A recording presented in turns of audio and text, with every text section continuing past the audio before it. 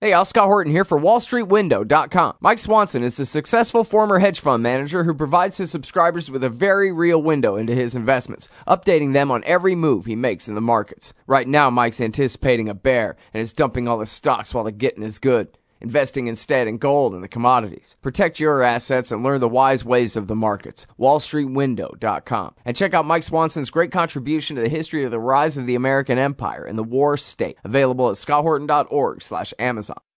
All right, y'all, welcome back to the show. I'm Scott Horton. This is my show, The Scott Horton Show. My website is scotthorton.org. I keep all my interview archives there, more than 3,000 of them now, going back to 2003. And you can follow me on Twitter at twitter.com/Scott Horton Show as well if you want. Our first guest on the show today is former Ambassador Jack Matlock. He's a career diplomat, according to Wikipedia. Anyway, spent an entire career from the Kennedy administration on dealing with the Soviets and was at least virtually the last ambassador to the USSR. I'm not certain about that. Welcome to the show, Jack. How are you doing? Oh, glad to be with you. Very happy to have you here. And I think I read at Wikipedia it said that you finally retired from the Foreign Service just a few months before Gorbachev resigned, and the USSR finally dissolved on Christmas Day in 1991. Is that correct? That is correct, yes. Yes, I retired in 1991, so it's been a few years. Yeah. And now, so were you in fact the last ambassador? Did they get someone in there before the USSR was gone? Robert Strauss replaced me, and so he was ambassador to the Soviet Union for about 2.5, 3 months before it collapsed. You should have hung in there a couple more months. All right. Well, anyway, so listen, everyone, you should know JackMatlock.com is the website. He's the author of the books Superpower Illusions, Autopsy on an Empire, and Reagan and Gorbachev, How the Cold War Ended. And he's also got a blog there, basically, a lot of very interesting articles, especially lately, about Ukraine. And then this one is all important. You may have seen it in the Washington Post.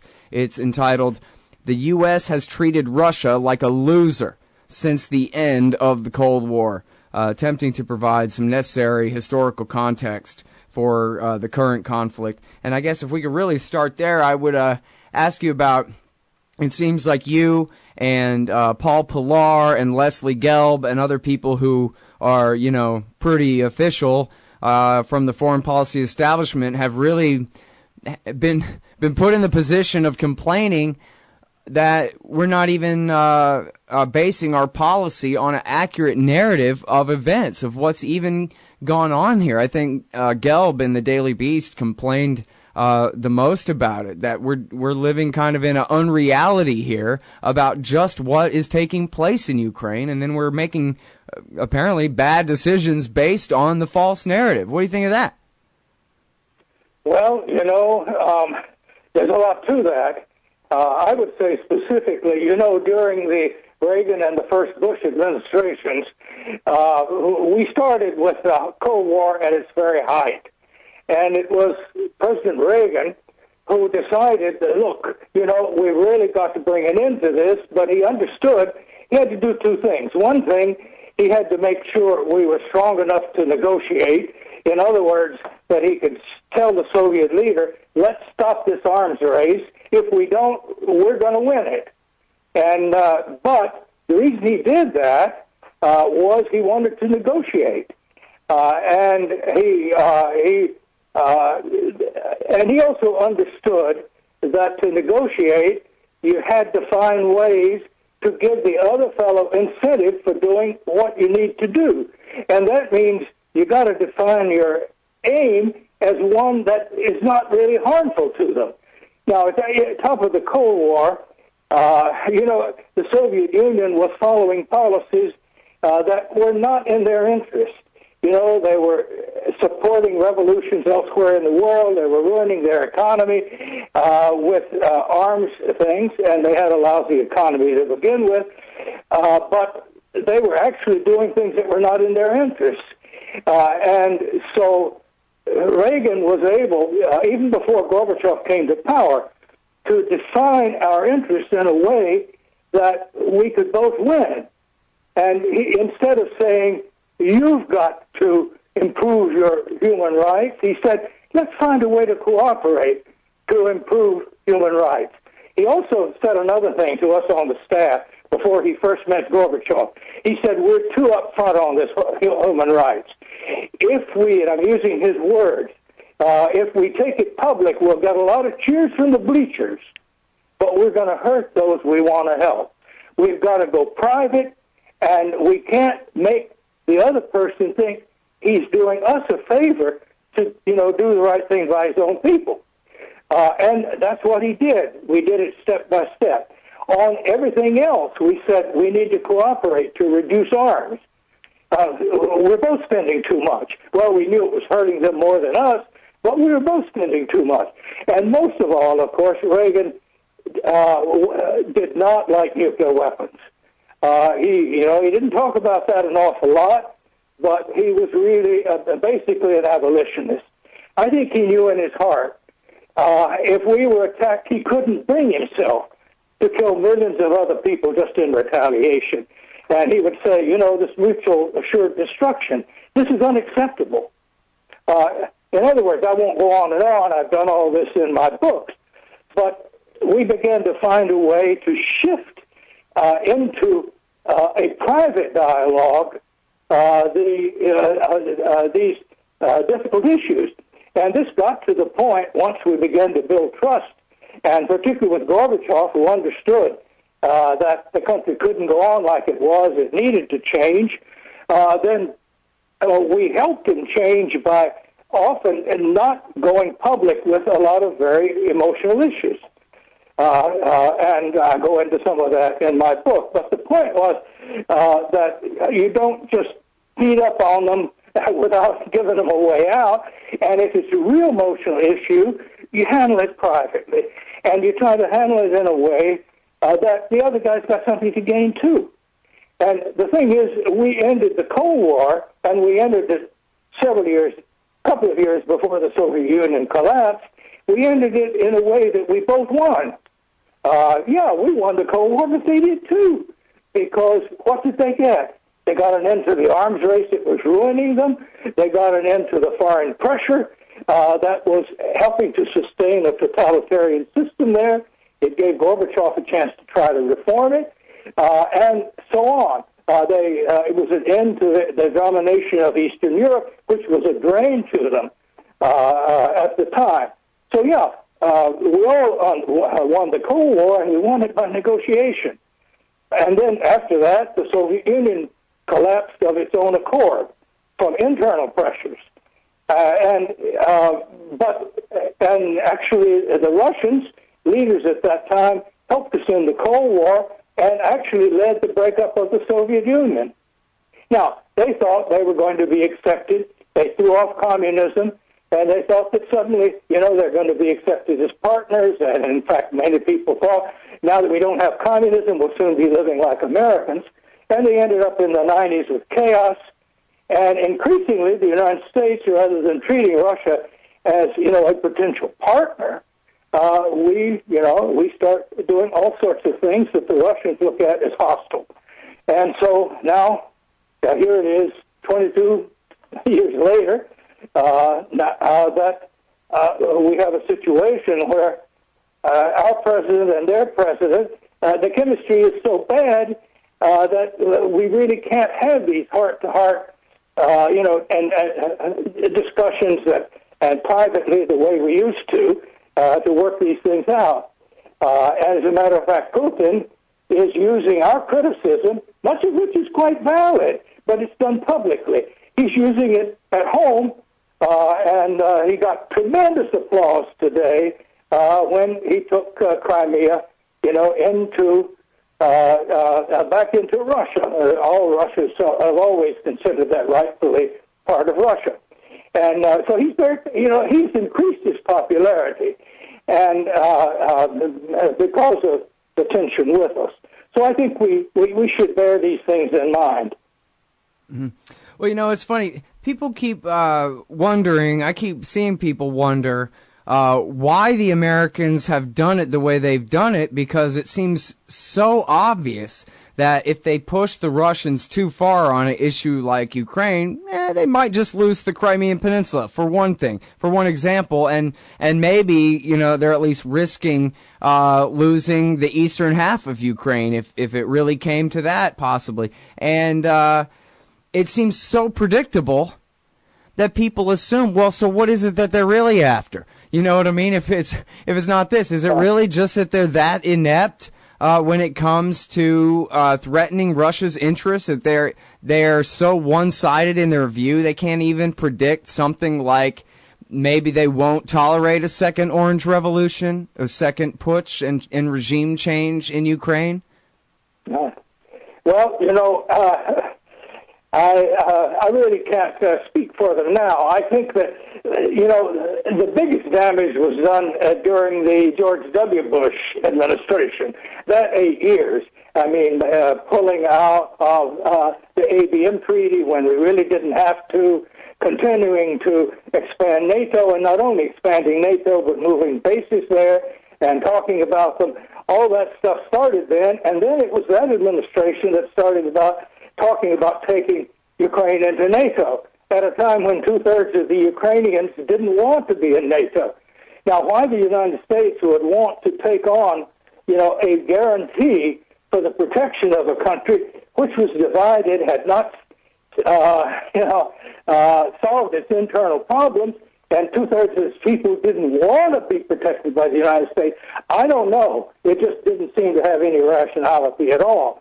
But it was part of the psychology that you get, and, this psychology is not a matter of whether it's left or right. You get some people that think they're liberal, and there are others that say they're conservative, and they both think this way. The idea that we're so powerful that we can, we're the only superpower now that the Cold War was over, and therefore we can remake the world in our image. Well, we are the most powerful country in military, and we can destroy any other country we wish. But, we don't have the power to reform them, and our form of government is not necessarily the one that is best for them. In any case, of course, we would like people to have democracy and prosperous economies and, and respect rights, but this is something they have to create for themselves. And as we learned in Iraq, you can, remove the dictator and so on, and yet you can't put in place something that is going to last, that is right for them. They have to do that. And frankly, I just feel sorry for, almost 5,000 Americans lost their lives in Iraq. For what?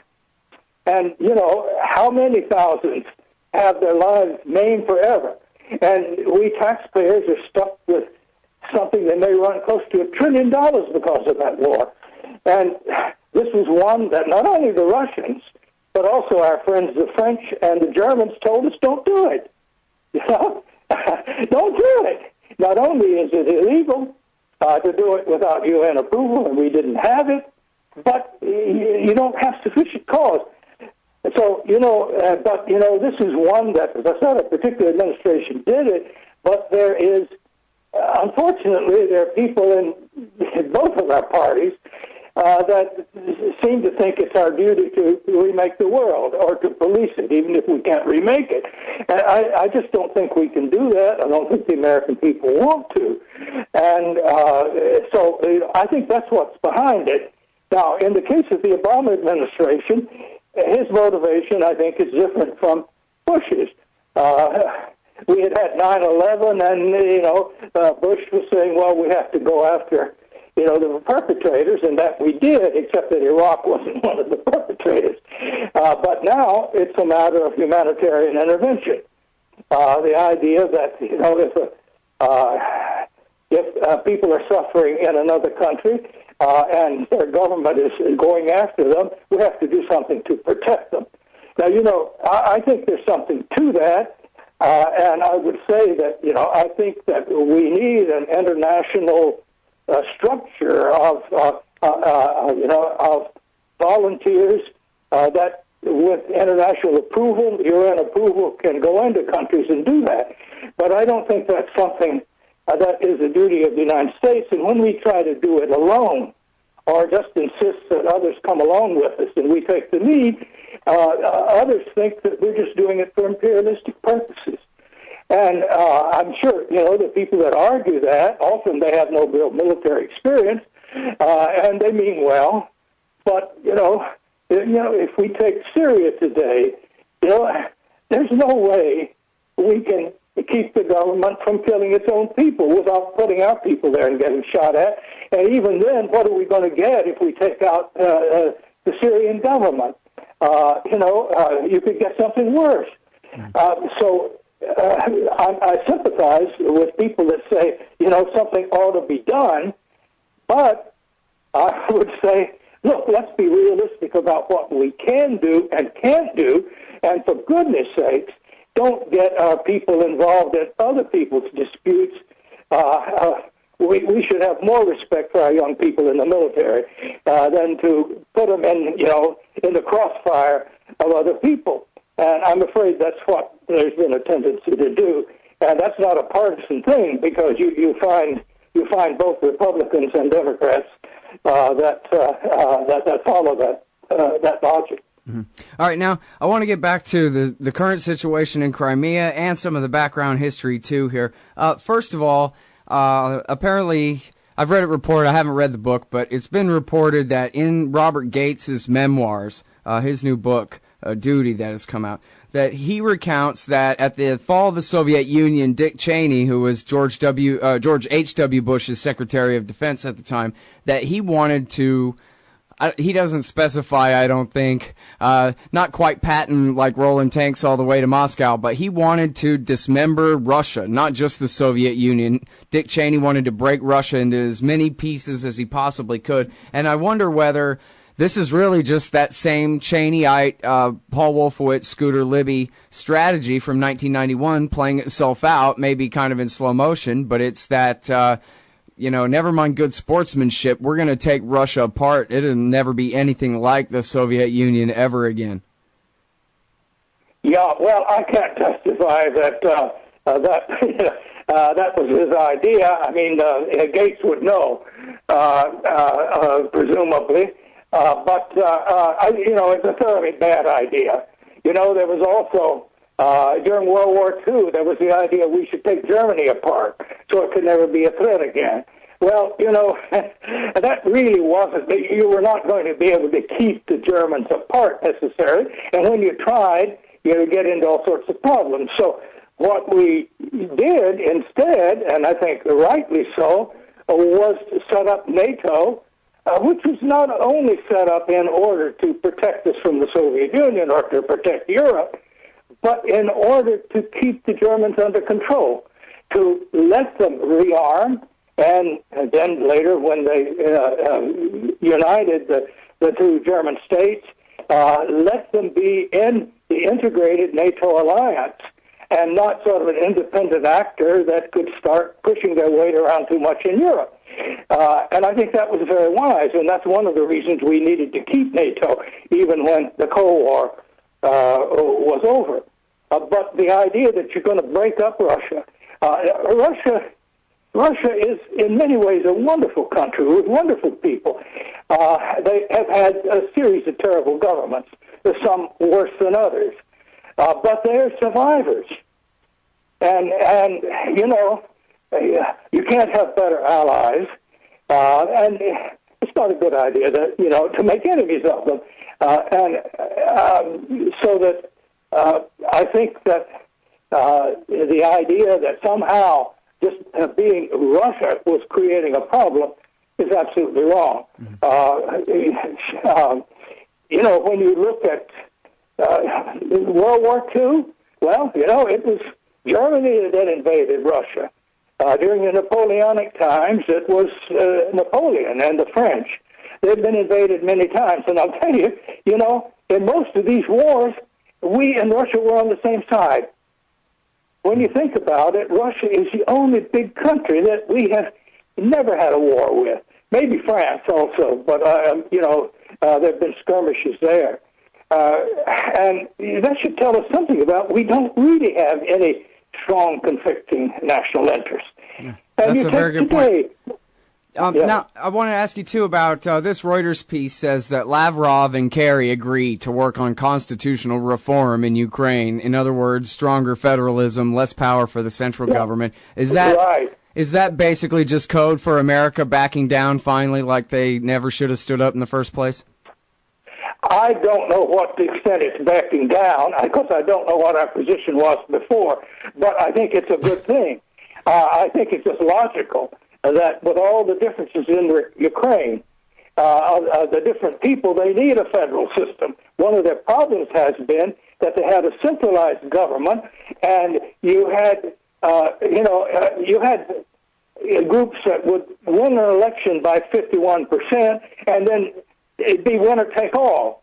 The president appointing all the governors and whatnot, even though only slightly more than half the people had voted for him, and almost nobody in some of those areas.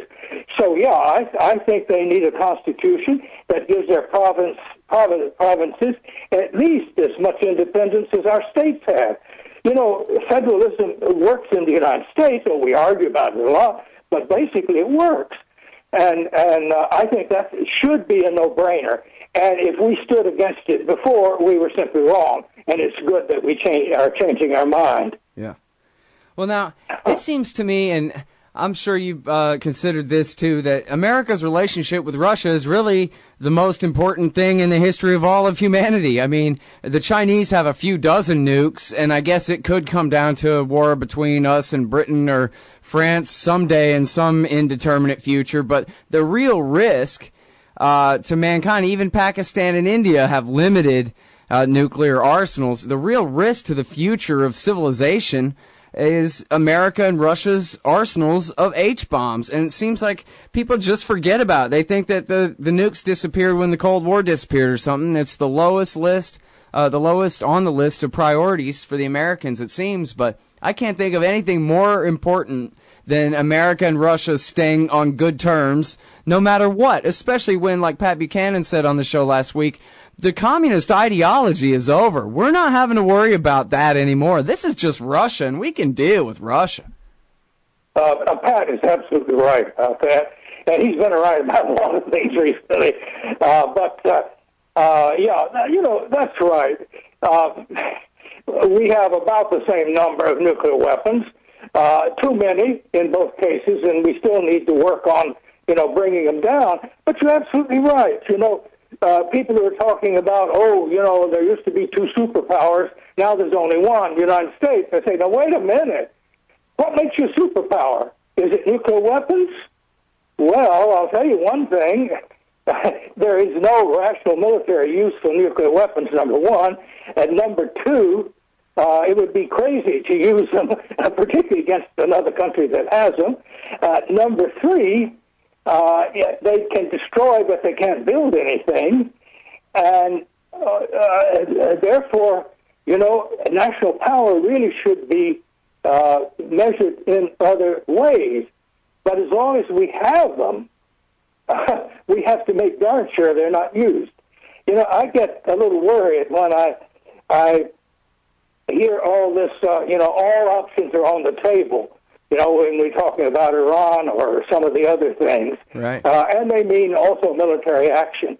I'll tell you, to end the Cold War, the first thing in their first meeting that Reagan and Gorbachev did was take the option of war off the table.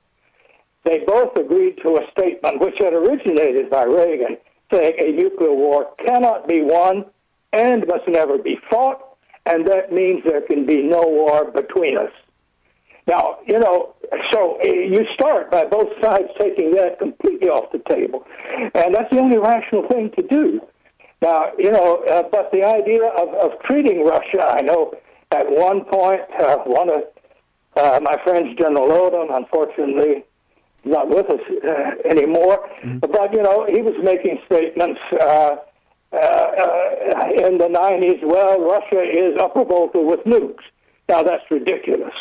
But that sort of disrespect, sure, they were they had a system that was more like anarchy, and most everybody was suffering from the transition. But the fact was that, it is a large country, enormous resources, and particularly the human resources. Well-trained people, brilliant scientists, and so on. As I said, they have suffered from lousy government. That's true. And I think, in time, they're going to correct some of that. But this idea of thinking that they were enemies, or had to be, is just wrong. I put it a different way. I say, we face a lot of international issues today. Terrorism, deterioration of the environment, spread of disease. These are threats that don't come necessarily from countries, but they are general and they threaten us all. Now, in solving those, Russia is either going to be part of the solution or part of the problem. And, when we just pick fights with them, as we seem to be doing now, we're making them part of the problem. And it's instead of part of the solution. And I do think that we have to understand that, whether we like what another leader is doing in his country or not, it's really not our business to try to teach them democracy. They'll find their way to a system. Many of them want to improve theirs now, but they can do it much better if we are, somewhat understanding and particularly respectful. Right. I'm sorry, I guess all of Ambassador. Us go this way, sorry. No, I'm sorry. I just have to interrupt you. We're overtime, and we have to go to our next guest. But I want to thank you so much for your time on the show today. I really appreciate it. I hope we can do it again. All right, everybody. That is Jack F. Matlock. His website is jackmatlock.com. He was almost the last ambassador to the Soviet Union, and he's got this piece in the Washington Post. The U.S. has treated Russia like a loser since the end of the Cold War, and many more good articles at jackmatlock.com. Please check that out. And we're overtime, but we'll be right back with Gareth Porter in just a sec. Don't worry about things you can't control. Isn't that what they always say? But it's about impossible to avoid worrying about what's going on these days. The government has used the war on guns, the war on drugs, and the war on terrorism to tear our Bill of Rights to shreds. But you can fight back. The 10th Amendment Center has proven it, racking up major victories. For example, when the U.S. government claimed authority in the NDAA to have the military kidnap and detain Americans without trial, the nullifiers got a law passed in California, declaring the state's refusal to ever participate in any such thing. Their latest project is offnow.org, nullifying the National Security Agency. They've already gotten model legislation introduced in California, Arizona, Oklahoma, Missouri, and Kansas, meant to limit the power of the NSA to spy on Americans in those states. We'd be fools to wait around for the U.S. Congress or courts to roll back Big Brother. Our best chance is nullification and interposition on the state level. Go to offnow.org, print out that model legislation, and get to work nullifying the NSA. The hero Edward Snowden has risked everything to give us this chance. Let's take it. offnow.org. So you're a libertarian, and you don't believe the propaganda about government awesomeness you were subjected to in 4th grade. You want real history and economics. Well, learn in your car from professors you can trust with Tom Woods' Liberty Classroom. And if you join through the Liberty Classroom link at scotthorton.org, we'll make a donation to support The Scott Horton Show. Liberty Classroom, the history and economics they didn't teach you. Hey, all, Scott Horton here. Don't you want a bust of Murray Rothbard for your desk at work? A Ludwig von Mises for your bookshelf at home? A Harry Brown or Ron Paul as a gift for a friend? Check out these awesome busts of your libertarian heroes at myheroesthink.com. They come in 6 or 9-inch sizes and now in color, too. Of course, gold, silver, or bronze. I've got the Harry Brown one on the bookshelf in my office, and I love it. Just click the banner ad in the right margin at scotthorton.org and enter promo code Scott Horton Show to save $5. That's myheroesthink.com.